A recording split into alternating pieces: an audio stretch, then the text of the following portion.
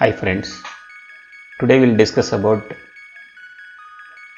terminologies related to Reserve Bank of India.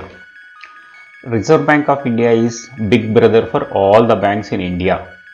RBI will be monitoring, helping and supporting all banks to grow.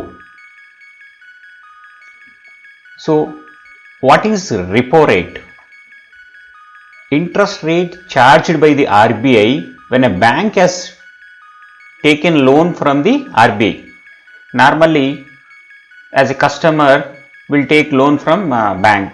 The same way, when a bank needs money, they'll approach RBI. The rate charged on those loans called repo rate. At present, repo rate is 4%. What is reverse repo rate? Reverse repo rate is interest charged by the bank when RBI has taken loan from the bank. It is a reverse. RBI has taken money from the bank.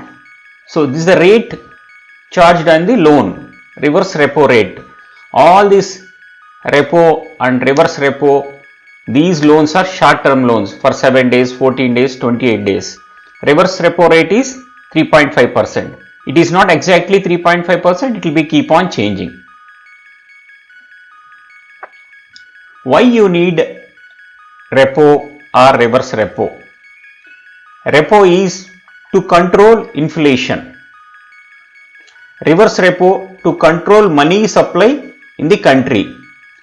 Repo means RBI is pushing the money to the banks so that banks can lend the money.